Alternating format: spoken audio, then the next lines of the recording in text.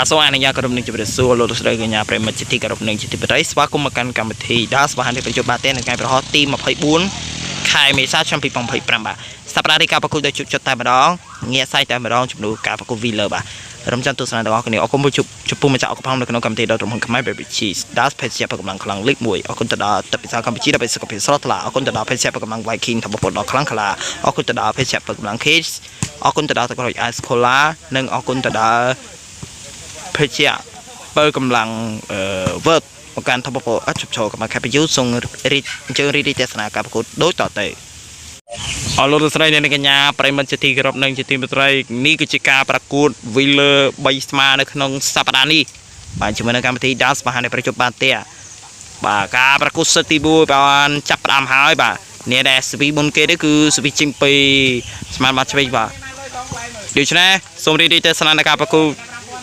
នៅក្នុងសប្តាហ៍នេះដូចតទៅបាទ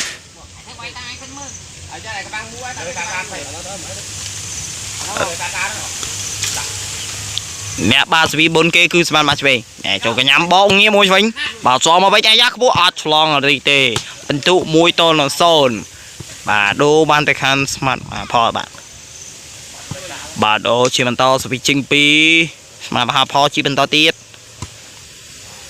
បន្ទុ1-0ទៅហើយណែចូលកញ្ញាំងាកមួយវិញចេញក្រៅបន្ទុ2-0បាទទៅហើយបាទ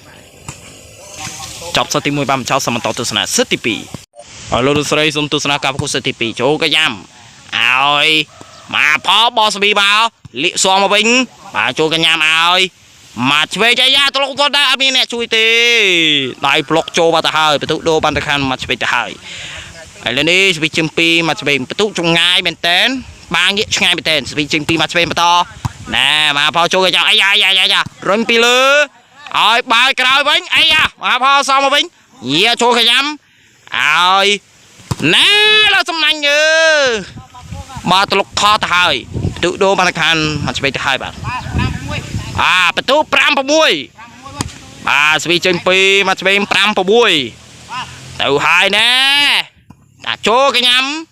បកងាឲ្យបាទឆ្វេងច្រប់បាំងហើយអីយ៉ាសងលៀបមកវិញឲ្យងាកមួយសិនមិញបាទចូលកញ្ញាំសងមកវិញហើយរុញទៅលើបកឆ្វេងចូលបាទទៅហើយតែសាពេលព្រៀននៅក្នុងកម្មវិធី Das បាននេះបញ្ចុះបាទទៀតបានជាជុំបណ្ដាទីប្រចាំជួបគ្នានៅថ្ងៃប្រហោះសប្តាហ៍ក្រោយសរុបនេះសូមអរគុណសូមជម្រាបលា